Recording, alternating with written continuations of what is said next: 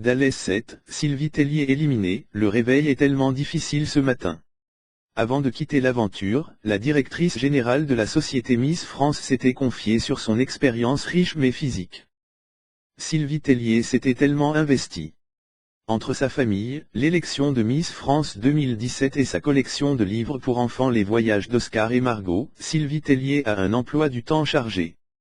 Et il l'était d'autant plus depuis octobre dernier puisqu'elle a accepté de participer à la belle aventure Danse avec les stars 7. Mais samedi 5 novembre, c'est elle qui a dû quitter l'aventure, face à Julien Lepers. Elle s'est exprimée sur Instagram sur cette décision, acceptée non sans déception, le réveil est tellement difficile ce matin, je suis partagée entre tristesse et déception. J'ai adoré chaque seconde passée en compagnie de mon super partenaire @Licata Christophe. Ces 4 samedis étaient extraordinaires, merci à tous de nous avoir soutenus et permis de faire ce bout de chemin dans l'émission. Chaque jour, la directrice générale de la société Miss France s'entraînait d'arrache-pied afin d'éblouir le public et les membres du jury Faux-Voto, Marie-Claude Pietragala, Chris Marques et Jean-Marc Généreux. Un rythme qui lui a fait peur dans un premier temps, comme elle l'a confié lors de son interview pour le magazine Voici. Mais Sylvie Tellier s'est rapidement rendu compte des bienfaits de ses entraînements. Tous les jours, je travaille pour le prime du samedi soir. Au début, le rythme m'a fait peur, mais finalement, avoir quelques heures à ne penser qu'à moi, c'est un luxe. Même si je crois que j'ai atteint la limite d'âge pour faire cette émission. Rire, à 38 ans, j'ai déjà des bleus partout et des blessures aux côtes. Son âge, son partenaire Christophe Liquette était loin d'y penser. Son seul objectif.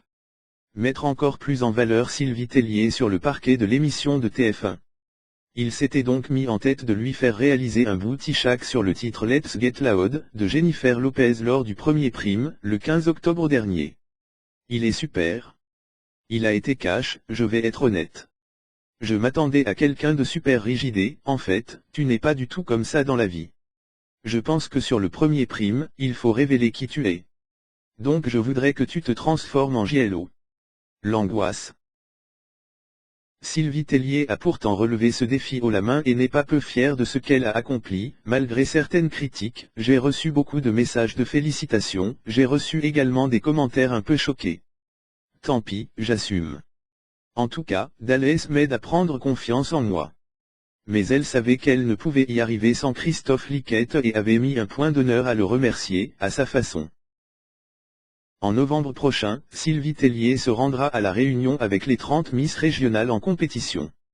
Elle s'était donc mise en tête d'en faire profiter le danseur professionnel. Mon objectif, tenir jusqu'à au moins mi-novembre pour emmener Christophe Liquette à la Réunion avec les Miss.